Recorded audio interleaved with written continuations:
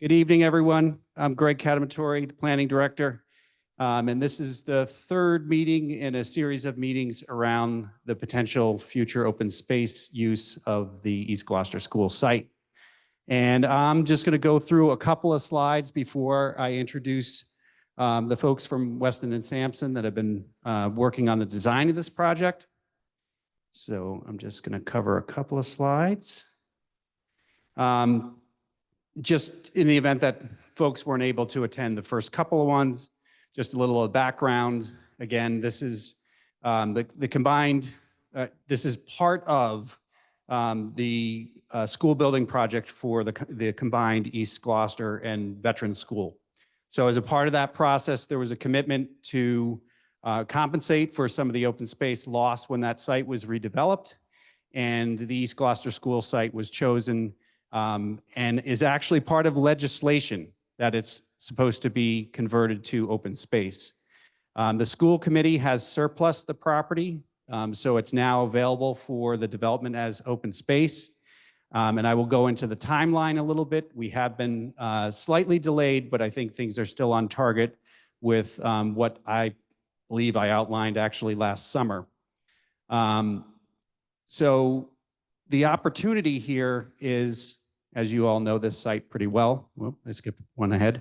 Once the school is raised, there is the opportunity to add about 1.5 acres of additional open space. You know that the school has a field in the back of it right now and the Maxwell Parsons playground. So that's where we've kind of brought in Weston and Sampson with Jonathan Law and Gracie Swansberger, who are here this evening, to look at the opportunities for how this site could be reimagined. And timeline-wise, we had the first forum back in October, which was really just kind of laying out what the opportunity was and took feedback from the public at that point. Also made an opportunity for folks to email their comments and suggestions.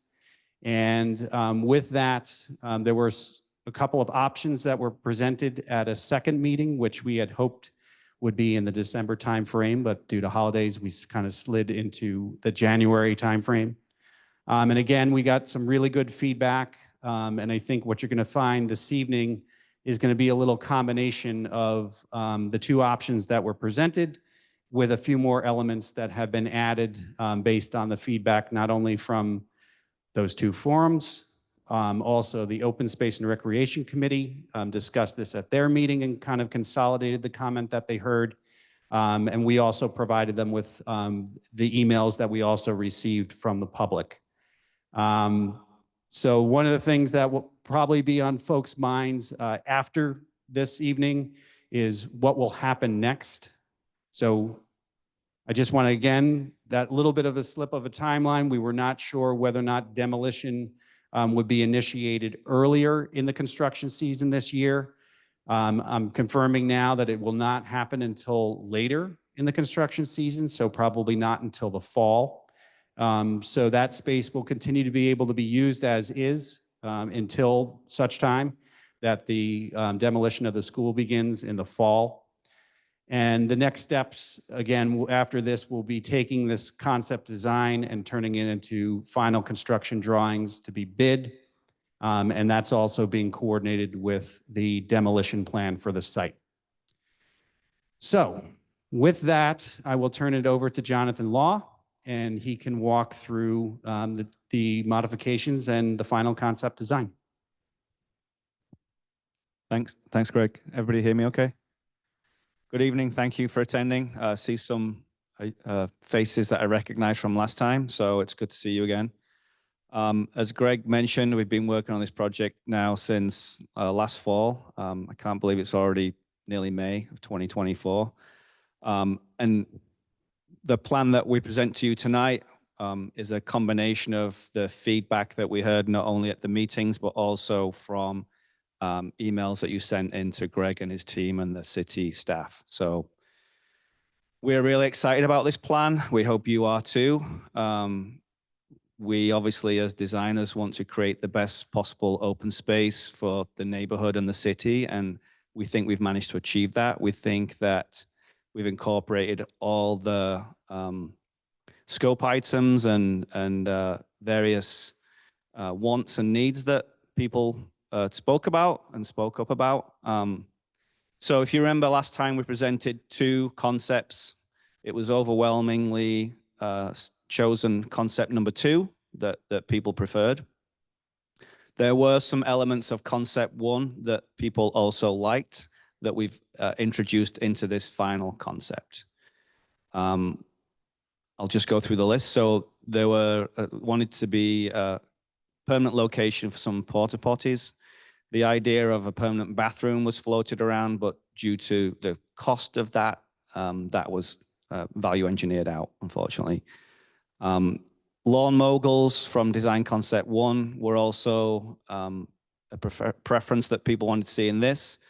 Add bicycle parking, a shade structure with seating, include a basketball hoop in the playground, tree plantings within the playground for areas of natural shade. Ensure that the parking lot is accessible by emergency vehicles. Can parking be increased? The answer was unfortunately no, without impacting the open space. And we felt that including as much open space as we could was a better fit than trying to jam in some more parking. And then finally, acknowledge and respect Maxwell Parsons Memorial signage within the new design. Next slide, please.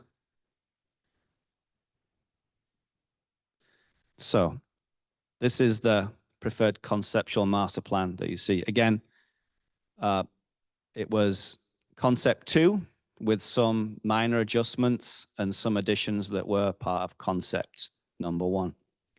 So as you can see, we still have a perimeter 6-foot wide ADA fully accessible perimeter walkway that is approximately 1,800 linear feet of paths.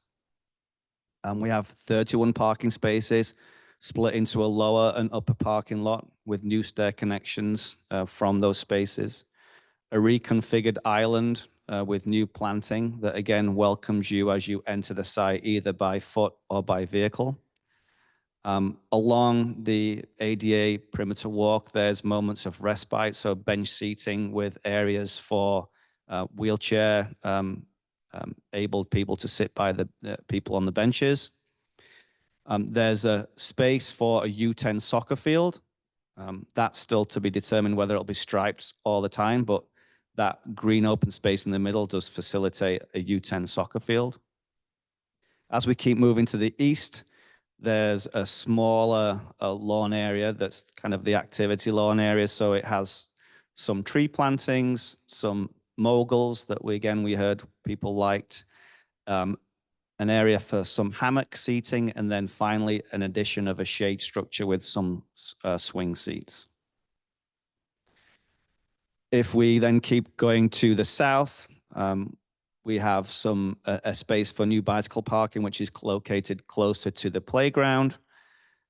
We also included 2 EV charging stations and then 2 ADA accessible parking spaces, again, located closest to the playground as possible. Then also adjacent to the playground, you'll notice that there are some concrete pads that will allow for portable toilets to be placed there. And again, that location lent itself to be there so a truck can pull up, empty the toilets, and then drive it back out. Another important component, as we just previously touched upon, is the Parsons Memorial signage, which again will greet you as you enter the children's playground. If we go to the north, there's a rain garden. And then finally, there's the 10,400, give or take, square foot children's playground. And Gracie will just talk a little bit about that now. Hi, guys. Yeah, so the playground is just over 10,000 square feet, which is pretty sizable. And we wanted to create a space that was both totally accessible and also sort of engaging or exciting to a wide age range. So if you look at the playground and you start at sort of the pointed corner near the parking, that is a planted area that will have that memorial signage that sort of welcomes you into the space. And then you're able to enter the playground on either side of that. And the first sort of area that you'll come into has most of the play equipment for the 2 to 5 age range. So if you've got little kids that you're getting out of the car or you're walking to the site with, it's the first thing that you'll run into, which is easy access. And so there's the 2 to 5 structure there. And there's also some sensory play items that are incorporated into the seating and the planted areas. And we heard from a bunch of folks that they were hoping to have some tree plantings within the playground for shade. And so we tried to incorporate those on the edges and also sort of in the middle of the site. There are sort of fall zones or protected areas around most of the play pieces. And so that is the reason that they're all spread out. And it also just limits where we can place the planting. But that gives kids lots of space to run around and stuff in between all the play items as well. So that's a plus. The second play piece that you'll come to, the sort of large piece, is the 5 to 12-year-old structure. And so that's a pretty sizable structure that has a couple slides, lots of climbing elements. And actually in between the two of those is a piece called the Global Motion Spinner. So it's sort of a globe that kids can climb up on or they can sit inside of, and it spins around. So little kids and big kids can play on that, which is fun. They can all kind of do that together.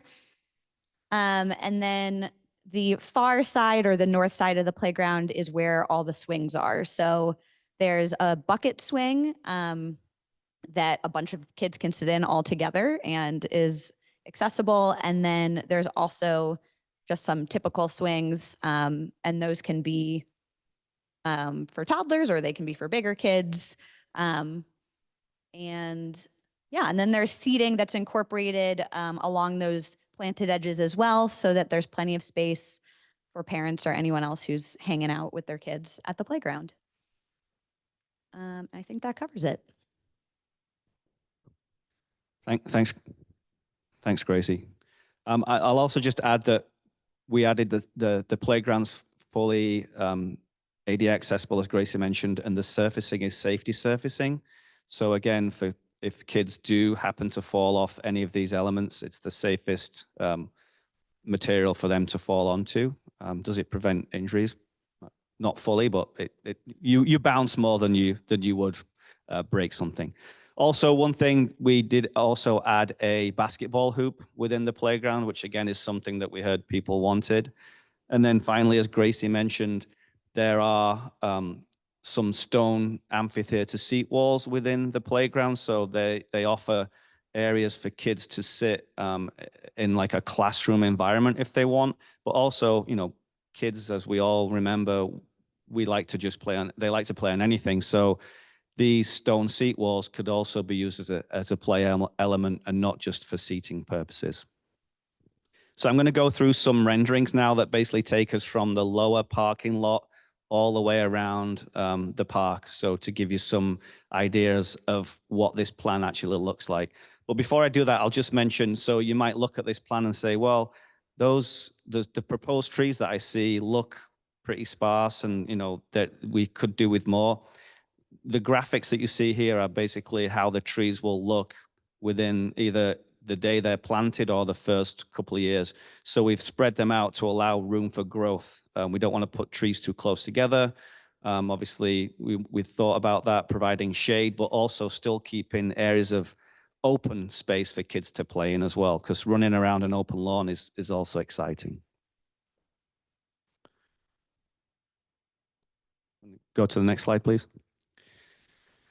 So the first slide you can see is just standing in the new lower parking lot, looking up at the park. Obviously, there's an existing grade change there today that we have to work with, and the existing trees that are on that slope we're hoping to retain within this design. You can see that there's bench seating, that we've reconfigured the parking stalls, as I mentioned, and then the upper walkway is on top of that first bank. And then in the distance, you can see some of the new trees that we've planted. Next slide, please. So this is as we come further to the east, the new configured island with some planting, a new stair access that brings you up from the parking area up to the ADA accessible perimeter walkway. And then obviously to the right is the U10 soccer field. And then the large trees you see there are the ones that are existing and that we are trying to retain as we go through the design process. Next slide, please. So this is just a close-up of the new stair, which is roughly where the existing stair is today, but so a new stair that brings you up with handrails, brings you straight up to the soccer field and the perimeter walk, so you can either go to the east or the west. And you know, just this is kind of a focal point or entry point into the park. And along certain areas, we're having introducing trash receptacles as well. So there's places for people to throw out their trash as they're using the park. Next slide. So we're walking down the ADA path here. You can see to the left is the soccer field. In the distance, you can see the lawn moguls and the shade structure that kind of draws you into the park. The new tree plantings off in the distance through the flowering trees that kind of frame your vista to the children's playground and the the upper parking lot. And then also in the distance, there will be the memorial signage to the park. Next slide. We're kind of flying now like a seagull, just a little bit higher, looking down at the U10 soccer field and how that sits within the space. So you can see there's plenty of room on the edges to the pathways. The sloped lawn comes down from the west and just allows for a natural place for people to sit. If kids want to roll down that slope, they can. Again, just trying to offer different moments of passive and active recreation, but trying to think about how we can design spaces that kids or people decide how they use them. We don't want to design in such a way where it's such a regimented area that you decide how you play and how you use these spaces. And that was a goal that we had, and we think we've achieved that. And then all the while, keeping the existing trees that are there today on the perimeter of the site, which again was an important component that we heard.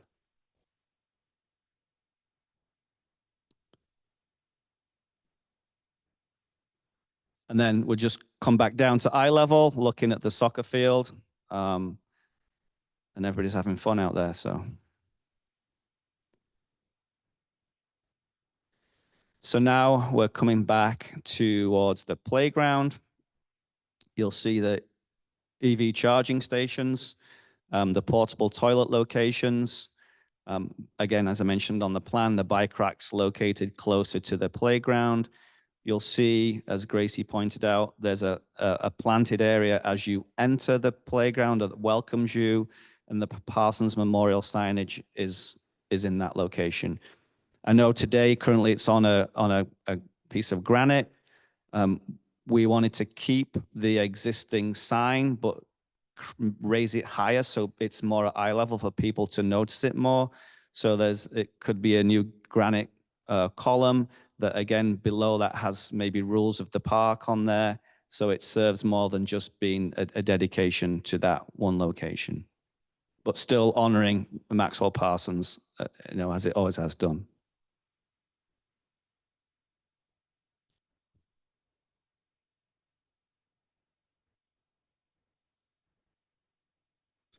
So now we're again looking back. You see the EV charging stations and the ADA accessible parking stalls, again located closer to the playground.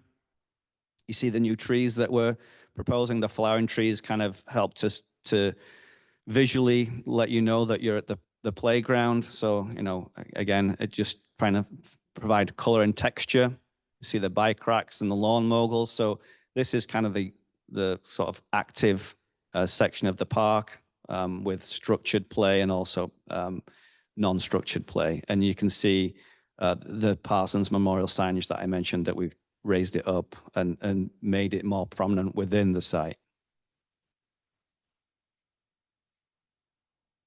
And if people don't like that, we can change it.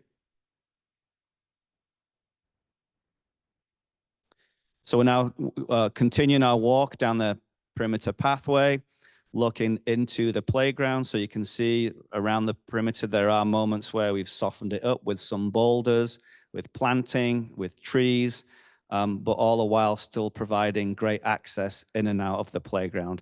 We didn't add fencing because we wanted it to feel welcoming. There's plenty of places for parents to sit and watch their children, so we don't think that'll be an issue of kids running out and getting lost. So that's why I wanted to keep it open and feel as though there's no barrier and it's all welcoming to everybody. And as Gracie mentioned, some of the play elements that are here, there's the spinner structure, the basket swings. You'll see in the middle a large tree to provide natural shade, and then some of the sensory play elements that, again, are important component of this playground. We're now in the middle of the playground. As I mentioned, there's a basketball hoop, which we heard people wanted to incorporate. You can see the central planted island with bench seating and the spinner structure, and just how the colors of the safety surfacing create nice spaces within spaces. So again, kids can run around in the colors and go crazy, and it's just visually a great space to be in. And, you know, we selected blue colors, but if there's a strong opinion that colors should be different, more muted, then that's obviously something that we can certainly look at. But we wanted this to be a vibrant, visually exciting space for children to play in.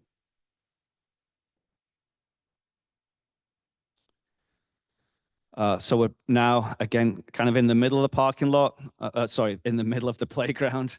As you can see on the left and the right, there's the terraced stone seat walls that I mentioned. So again, offering a place for kids or parents to sit while their children are having fun in the playground, or a place for some education and kids to sit and listen to teachers or some type of lesson, but also at the same time, an element for them to play on as well. And front and central is one of the main play structures that has been incorporated into the design.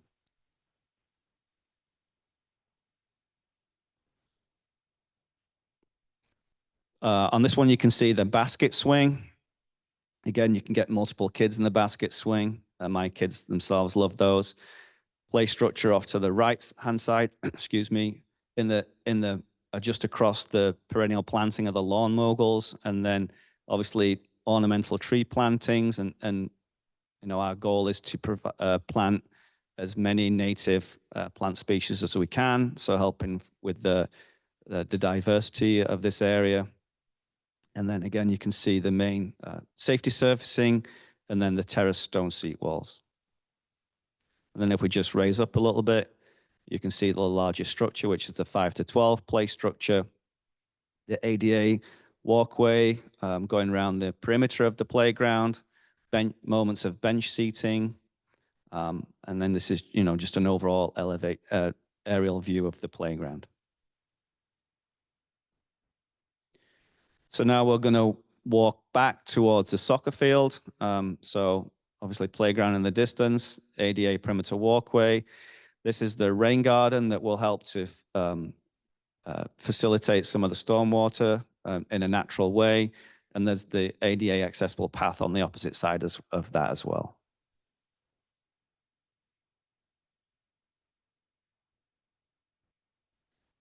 So if we're kind of standing where we were, but looking back towards the soccer field, so the lawn moguls to the left, the activity lawn, as I mentioned, there's new tree plantings. Again, the rain garden is to the right, and then to the far left is the new shade structure with swing seats.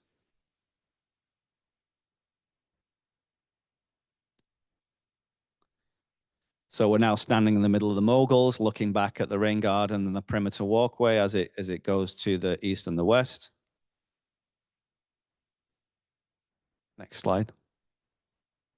So now we're back on the perimeter walkway, existing trees to the right, new ornamental tree plantings and shade trees in the main open lawn area, and then the hammock seating and how we've incorporated that into this activity lawn. Next slide. So now we're looking back towards a playground from the main lawn area at the activity lawn space. As you can see there, there's a shake structure with some swing seats. So again, a nice place for someone to sit and just enjoy views of the park. It offers you a different place to sit.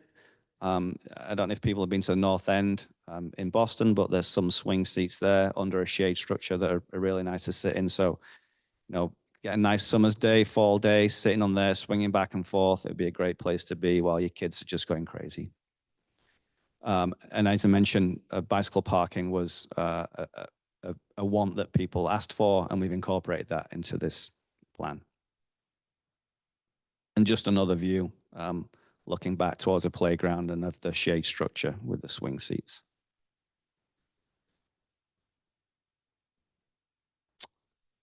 Then we're walking back towards the soccer field.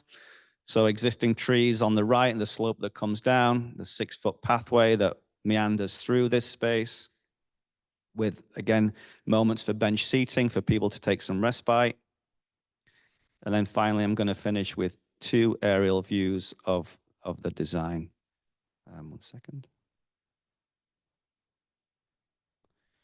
So this is a view from the southeast. So playground, upper parking lot. You can see the perimeter walkway around the entire park, the activity lawn with the bike racks, moguls, the shade structure with the swing seats, and then off in the distance is the soccer field and all the new tree plantings. And then finally, if we swing back around from the southwest and looking back towards the soccer field, the slope that goes down to the gentle slope that goes down to the field, and then off in the distance is the playground. And that concludes the presentation. So we'll open it to any questions. Thank you. Hold on a second. I'm just going to make sure that you're amplified so that people can hear if they're watching from home. And if you want, we'll be real official and have you state your name and address. Thank you, Mary Ann Boucher, 93 Mount Pleasant Avenue. The existing circle that's in front of the school right now, I see that you have created what looks like either an oval or a rectangle. How large is that going to be? And because my family has planted plants in that circle for, I can't even tell you how long, we would love to know when the demolition of that circle is going to take place, because we would like to remove the hundreds of tulips and daffodils and jonquils and bushes, and is there a use to incorporate them within the park? We'd love to do that if that's possible. And the other question I had, the memorial stone. That memorial stone has been there since 1937. It belongs in the beginning of the whole park of what the Maxwell Parsons Park is or playground is, and not just in that small little tiny, I don't even know if it's tiny, it looks tiny from here, but it could be big. But why are we putting it back there and we are not putting it in the entrance of where Maxwell Parsons Playground begins? So we felt that where we placed that sign, memorial sign, was probably the place where most people are going to venture when they come to the park. If there's a different location that people prefer, this is now the time to relocate that. And if, as I mentioned in my presentation, if it so desires that people want to keep it on the granite block, the granite stone, we can do that. We just felt that taking the plaque and elevating it higher up makes it more prominent for more people to see.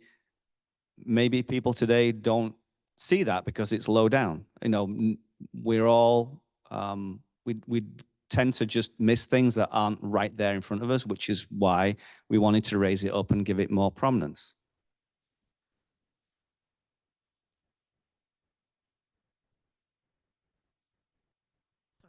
Because the school put 2 dumpsters in front of it and kept knocking it over, the city, we had it moved to the middle of the playground to, eliminate it from being struck again. So the majority of that playground is the Maxwell Parsons Playground. Is there going to be a new name for this playground? Or is it going to stay the Maxwell Parsons? And personally, I would love to see it in a more. So when you say, place. so just for my clarification, we've placed it at the front of the playground, you want it in the park. Well, okay. Because this is the most upfront and center location for that sign within the playground. Isn't that blue area near the back of this whole field? That's right. See, That's right as you come off the parking lot and you're walking right towards the playground. It's right prominently at the entrance to it. Okay. And we can talk a little bit more offline about the plantings and their potential reuse when we get closer to demolition. Other questions? Can you, if you look at this view, that's the sign right there.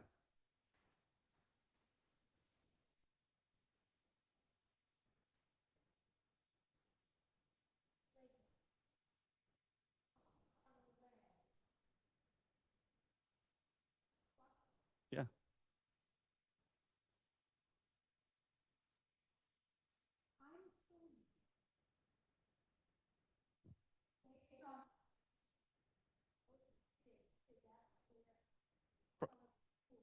Approximately, yes.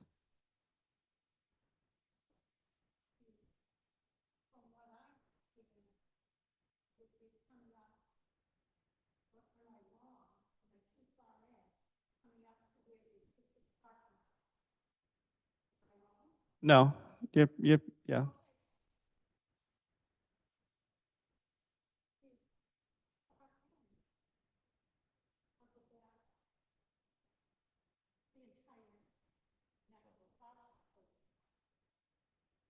Correct. It's right, yes, right there.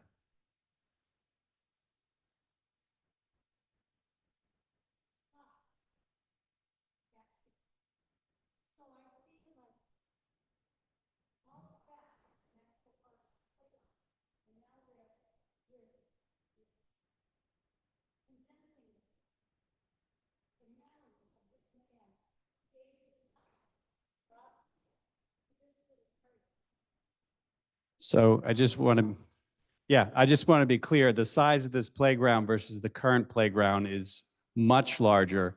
And the decision was at this point to locate a memorial that speaks of a playground right by the playground. Because if it's over here, somebody coming to the playground doesn't know that history. Yeah. Because that's the open field area. It's possible that If we're naming this whole thing the Maxwell Parsons Playground, then I feel that that's a good that's a good point. But we could place it where you just said, and the majority of people might not even notice it, because their main focus is getting to the playground, which is why we placed it right at the mouth as you enter that playground. But again, if that needs to be moved elsewhere, this is the time that we can have this discussion. That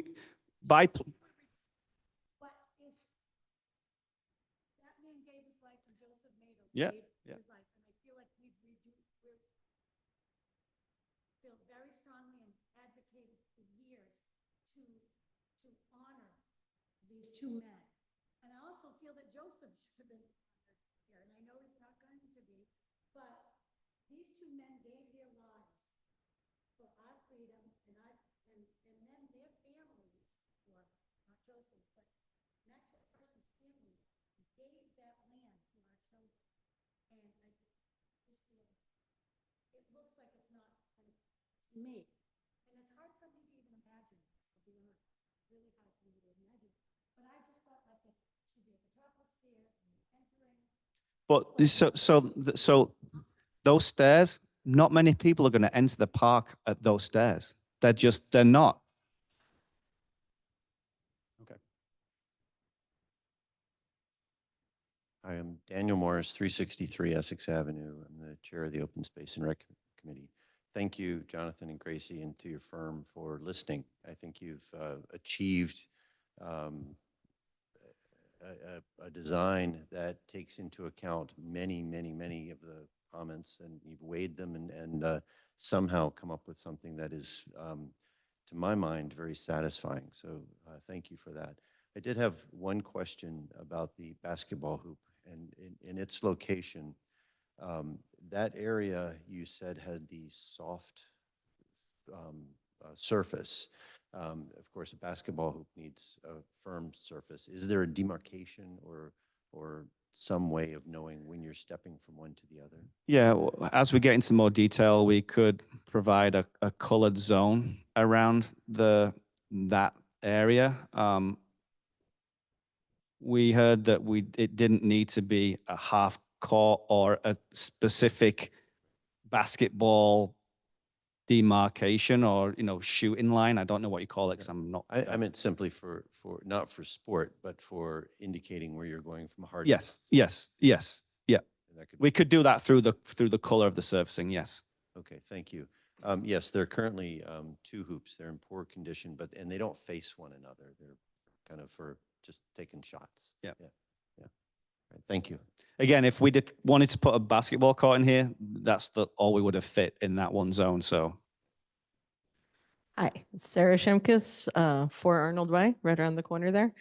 My question is about the plantings. You mentioned the intention to use more native plantings. Love that. Feel very strongly that there should be as much native and pollinator friendly stuff as possible. This question might be more for Greg than for you. I don't know. Where in the process do we enshrine that? You talked about doing drawings, getting it out to bid. You intend to, but then someone else is going to be executing it. Is it in the RFP? How did we as citizens make sure we're out there I care about that and I want to make sure I'm pushing for it. Where do I do that in the future of the process? Sure. So when they move to the next phase there's a whole element of engineering in this as well, because as you know, the school's coming down, the grades are not the same as they will be at the end of the day when this project is complete. And it'll be in the specification. There'll be engineering aspects for construction documentation. There'll also be landscaping specifications for what a contractor will need to install. So, and that's where we will be working in that next phase and ensuring that, just like you're saying, we're not looking and introducing a lot of non-native species, but things that are suitable for this climate, as well as for anything that's flowering as well, that they're native species. Yes. And you would be able to see that as that goes out as a bid package, those specifications will be there. And we, as part of this next step, we also have to do permitting and meet with other town agencies. So during that process, we'll present our, preferred planting plan. So that'll be another opportunity for either the city or other residents to comment on what we do. Hi, thank you. I too, Mark Poulin, 84 High Popples Road, and I'm the Vice Chair of the Open Space and Recreation Committee. I want to thank you for incorporating and melding some of these designs together and the features that we all like. Thank you. With regards to the shade structure, it's not rainproof. I mean, could it easily be something that's a gathering spot for when we walked in here, if it was raining out, people could just hang out for a few minutes, let the storm pass or something like that without swings in it, more just kind of an open, let people kind of do what they want, put their own chairs in it or something, but something that keeps the rain out really just for a short period of time. Yeah, again, that was our interpretation of what it could be. If it needs to not have swings in it and just a space for movable tables and chairs, it it could certainly do that. If it needs to have a fixed roof that has no penetrations in it or dappled shade, then of course it can have that also, yes.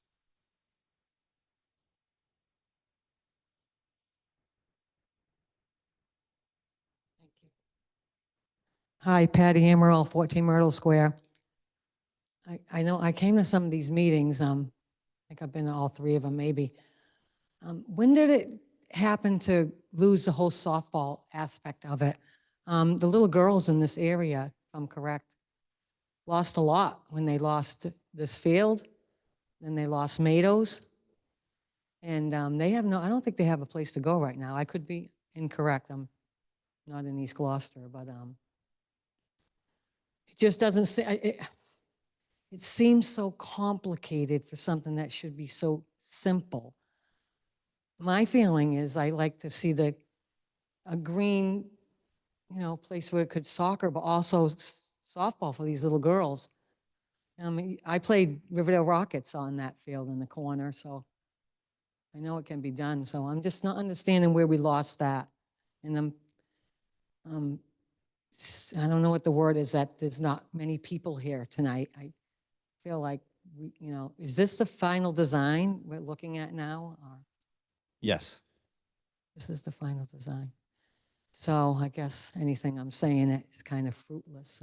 Well, in answer to your softball question, in the first meeting, we did study softball and how it would fit within this zone. Yeah. And due to the scale and size of this space and where the orientation of softball needs to be to play the game correctly, the field has to be located in a certain way to prevent sun and things like that, solar orientation. It would have taken up too much space in the park to be able to facilitate that. So at the next meeting, we didn't present that, and people were fine with not having softball. That's so sad, because I don't know what these girls are going to do. I know soccer's important, but we also have Magnolia Fields. I know this to be true. It just seems very complicated, and we had it before. We had softball, and the kids played soccer there too.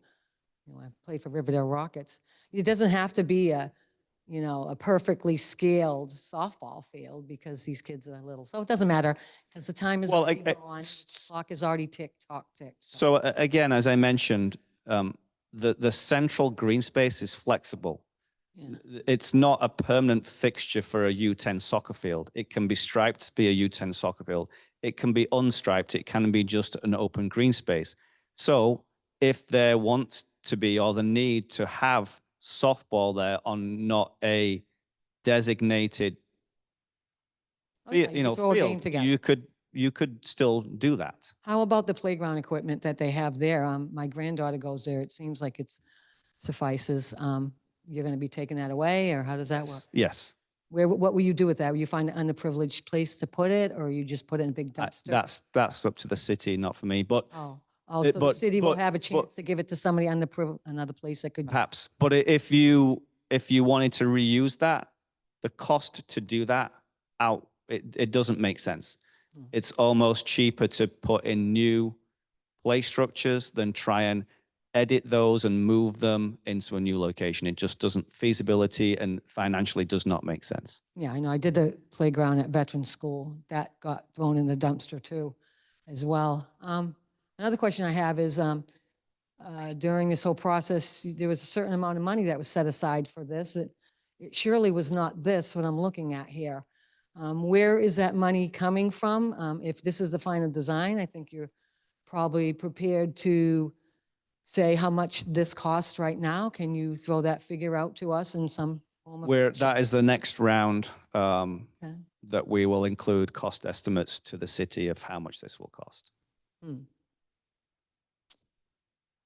Okay. But again, this plan was the consensus that we heard and incorporates everything that people asked for. So now we will then develop drawings and estimate how much this is going to cost. Mickey Sears, 18 Calder Street and 24 Chapel Street. Davis Street Extension, the main and the only roadway into this, is not wide enough for parking on both sides. When the school was operating, there were signs there saying no parking this side. That's the right-hand side of Davis Street Extension when you're facing the school. We need signage up for that. Any chance, Greg, we could get some signage put back there? It's a good thing that you got a city council in here. That's the way to address that for sure. So no parking, that's all the jurisdiction of the city council. So that's something that should be raised if there's proposed change. Yeah. Any other questions? Oh.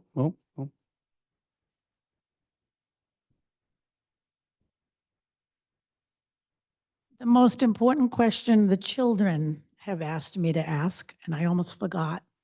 How many swings will there be on this playground? Because that is the most important thing to the children of that neighborhood who play there. We currently have 6.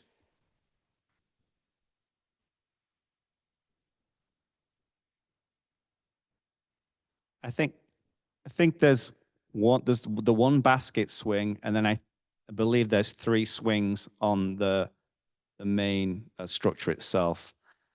But And then the spinning structure as well. yeah, but so again, if we need more swings, this is news to us of how many swings people want. We can change the design to incorporate as many swings as required. But also knowing, as Gracie mentioned earlier, there's certain fall zones, and swings have some of the biggest fall zones. So that may impact taking other elements away to increase the number of swings.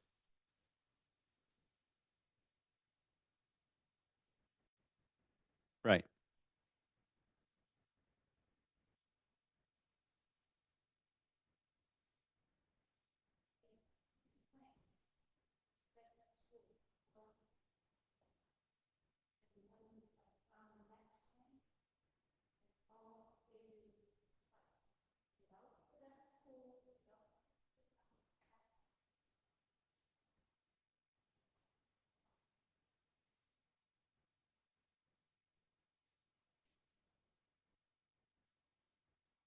Okay.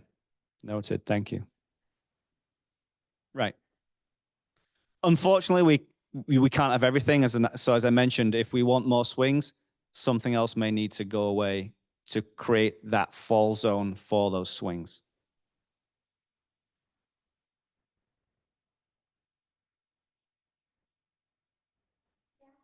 $400 and how many? Yeah.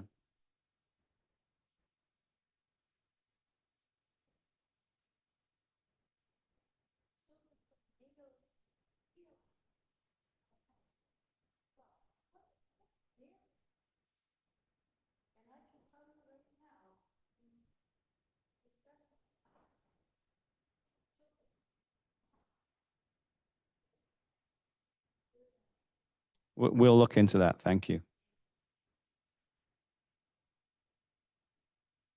Any other questions? Okay. Well, we're a little ahead of schedule, but I really appreciate, and again, we'll have this video available to the city website as well as the presentation. And again, the timeline will be developing further through the spring and into the summer with the anticipation of hopefully that this gets initiated next fall.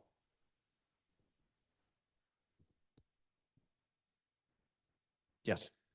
Yes. I will contact you directly on that. Okay. Thank you, everybody. Have a good evening. Thank you.